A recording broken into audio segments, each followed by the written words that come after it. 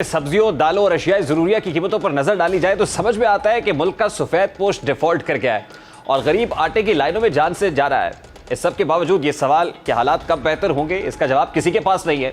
हुकूमत ने IMF को मनाने की लाख कोशिशें की लेकिन अभी तक सब बेसूद साबित हो रही हैं। अब खबर आ रही है कि IMF के साथ मुआहदे में ताखीर के बायस मौजूदा 20% शरह सूद में मजीद इजाफे का इम्कान है। यानी पहले ही क़यामत खेज महंगाई के बाद पॉलिसी रेट में इजाफे से कारोबार का जनाजा निकल जाएगा। गुज़श्ता एक साल में डॉलर की कीमत 100 रुपए से जायद बढ़ चुकी है, जबकि महंगाई बढ़ने से डॉलर के मुकाबले रुपए की कदर में मजीद गिरावट का खदशा है। महंगाई पहले ही 50 साल की बुलंद तरीन सतह 47% पर पहुंच चुकी है। महंगाई को मद्देनजर रखते हुए हुकूमत ने आवाम को रिलीफ देने की कोशिश की, जिस पर IMF की जानिब से एतराज आ गया। गुज़श्ता दिनों वज़ीर ममलिकत बराए पेट्रोलियम मुसद्दिक़ मलिक का कहना था कि गरीब के लिए पेट्रोल की कीमत कम करने का फैसला किया है। मोटरसाइकिल सवारों को फी लीटर पेट्रोल पर 50 नहीं बल्कि 100 रुपए का रिलीफ मिलेगा। इस पर IMF ने यह कहकर एतराज लगाया कि पाकिस्तानी हुक्काम ने पेट्रोल पर सब्सिडी का ऐलान करने से कबल मुशावरत नहीं की। अब देखना यह है कि हुकूमत IMF के सामने घुटने टेक देगी या ये प्रोग्राम शुरू हो जाएगा। आज मुसद्दिक़ मलिक का कहना था फ्यूल प्रोग्राम पर IMF का एतराज नहीं बनता। गरीब आदमी को 100 रुपए फी लीटर रिलीफ के प्रोग्राम पर काम हो रहा है।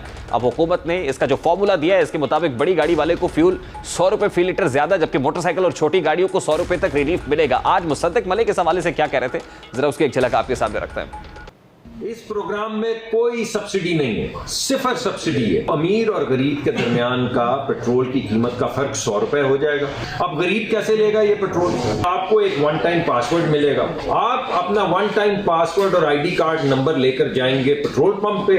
पेट्रोल पंप के पास एक स्कैनर लगा होगा जो इंस्टॉल हो रहा है 6 हफ्ते में। उस स्कैनर से वो देखेगा कि आपकी 21 लीटर की जो सब्सिडी, मोटरसाइकिलों को हम 21 लीटर की माहाना सब्सिडी दे रहे हैं। जिस तरह आप केबल की पेमेंट करते हैं, जिस तरह आप अपनी बैंक के सेटलमेंट्स करते हैं, ऑनलाइन बैंकिंग करते हैं, बिल्कुल उस तरीके से आपको ये रिलीफ मिलेगा।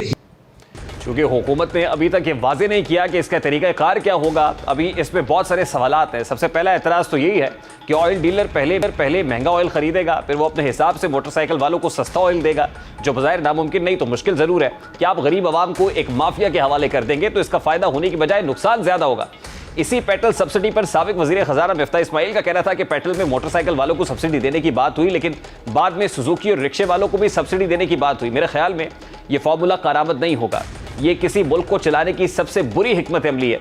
मिफ्ता इस्माइल ने मजीद बताया कि जब मैं वज़ीर था तो जाकर IMF से बात की थी, हम कर्ज लेकर ही आवाम को सस्ता पेट्रोल दे रहे थे। IMF से कहा कि हम गलत बयानी नहीं करेंगे, फिर मुझे हटा दिया गया और इसहाक डार ने फिर मुआहदे की खिलाफ वर्जी की। कुछ ऐसा ही नुकसान मुफ्ताटा स्कीम में भी हो रहा है, जहाँ शहरियों की लंबी कतारें लगी हैं। आए रोज शहरी आटे की लाइन में लगे अपनी जानें गंवा रहे हैं। शदीद बेनज़मी की कैफियत है। लेकिन सबसे बड़ा सवाल तो यह है कि इस्लामी जमहूरिया पाकिस्तान और एटमी मुल्क में जब इस तरह के मनाजिर देखे जाएंगे तो दुनिया को वाकई यही समझ आएगा कि पाकिस्तान शायद वाकई डिफ़ॉल्ट कर चुका है और यहाँ लोगों के पास रोटी पैसे भी नहीं है। अब ऐसे में IMF हमें रेस्क्यू करने के लिए नहीं पहुंच रहा है, ताखीर हो रही है। जो वक्त वज़ीर ख़ज़ाना की तरफ से बार बार दिया जा रहा था, जो टाइमलाइन, जो डेडलाइन वज़ा की गई थी, वो ऑलरेडी गुजर चुकी है। मज़ीद अगर IMF पाकिस्तान को रेस्क्यू करने के लिए नहीं पहुंचेगा तो ऐसे में हमारे जो रिजर्व्स हैं ऑलरेडी उनके ऊपर बहुत ज़्यादा प्रेशर है।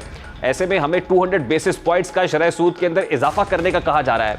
अगर ये 200 बेसिस पॉइंट्स का इजाफा होता है, यानी शरह सूद 2% तक बढ़ जाती है, तो उससे अब मुल्क की मईशत का पहिया नहीं घूमेगा, इंडस्ट्री नहीं चलेगी, कारोबार नहीं होगा। जब कारोबार नहीं होगा तो लोगों के पास रोज़गार के मौके नहीं होंगे।